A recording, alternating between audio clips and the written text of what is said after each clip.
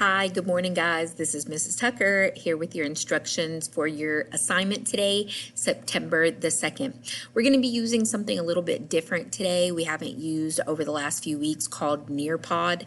Nearpod will actually take you to your assignment. So if you click here after you log in and see your assignment, and then it should take you to a screen. Let me move the screen over, guys. It's loading. You're going to have to log in with Google because that's what those are the accounts that we use. Of course, I'm going to click my name. It'll take me in. Yes, I'm going to continue as Marie Tucker.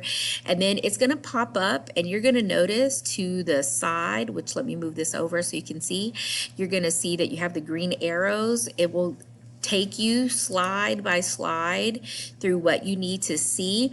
But notice here, so this is a board that you actually have to interact with. So planning, why is planning and time management important?